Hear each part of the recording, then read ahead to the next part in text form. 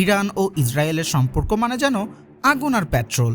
কখন ধোঁয়া ছড়াবে আর কখন আগুন জ্বলবে তা বলা মুশকিল ছিল না। 2025 সালের জুনে সেই আগুন অবশেষে জ্বলে উঠেছে। ইসরায়েল চালিয়েছে সরাসরি আক্রমণ ইরানের মাটিতে। তাই প্রশ্ন জাগে, কেন এখন এত বছর পরে কেন ইসরায়েল এমন ঝুঁকি নিল? ইরান কি জবাব দেবে? চলুন আজকের ভিডিওতে জানি সেই বাস্তব ইতিহাস এবং বুঝিনি এই যুদ্ধে কার লাভ আর কার ক্ষতি।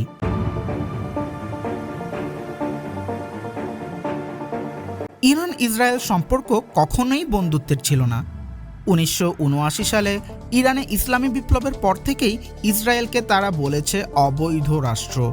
উল্টো দিকে ইসরায়েল বরাবরই দেখেছে ইরানকে একটি পরমাণু হুমকি হিসেবে। তবে এত বছর এই দুই দেশের যুদ্ধ সীমাবদ্ধ ছিল গোপন হামলা, সাইবার অ্যাটাক আর প্রক্সি লড়াইয়ে।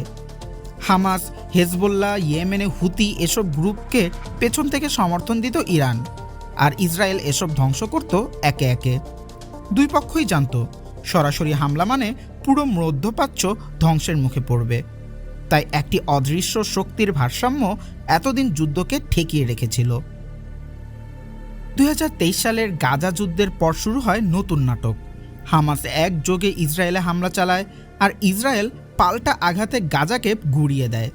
তারপর শুরু হয় সিরিয়া ও লেবাননে ইরানপন্থী গোষ্ঠীর পতন। হেজবুল্লাহও বেশ দুর্বল হয়ে পড়ে। একসময় যেসব গ্রুপ ইরানের আঞ্চলিক বলয় হিসাবে কাজ করত তারা একে একে দুর্বল হতে থাকে।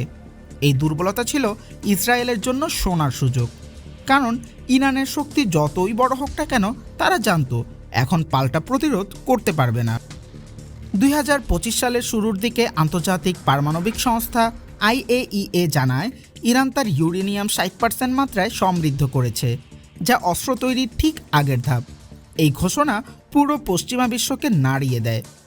ইসরায়েলের এর আগেও ইরানের পরমাণু বিজ্ঞানীদের টার্গেট করেছে, কিন্তু এবার তারা আর দেরি করেনি।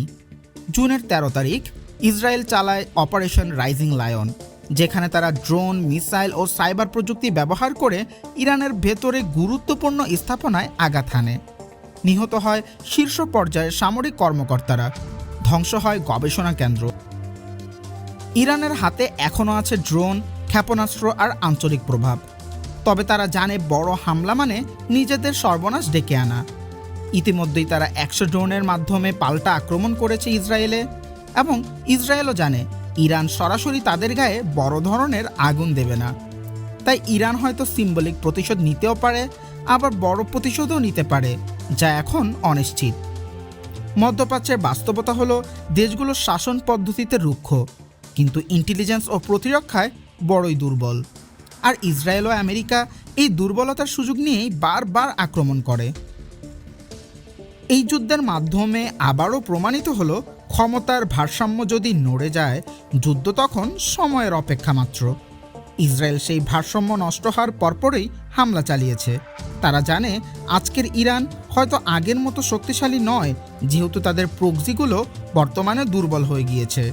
অন্যদিকে ইরান জানে আজকের ইসরায়েল শুধু কথা বলে না, তারা যে কোনো মুহূর্তে হামলা করে, এবং এটি তাদের জন্য অবশ্যই নিরাপত্তা ঝুঁকি। তাই যারা এতদিন বলেছিল সব নাটক, তারা আজ নিশ্চুপ। এই যুদ্ধ যদি বিস্তৃত হয় তবে পুরো মধ্যপ্রাচ্য আর শান্ত থাকবে না। আর তাই প্রশ্ন এখন, এই যুদ্ধ থামবে কবে, আর থামলে কার খরচে থামবে? এই প্রশ্নই রইল আজকের এই ভিডিওতে শেষ পর্যন্ত। সবাই ভালো থাকবেন এবং এই চ্যানেলে সাবস্ক্রাইব এবং ফলো করে আমাদের পাশে থাকবেন। ভিডিওটি সবার সাথে শেয়ার করে সবাইকে জানার সুযোগ করে দিবেন। ভালো থাকুন, সুস্থ থাকুন।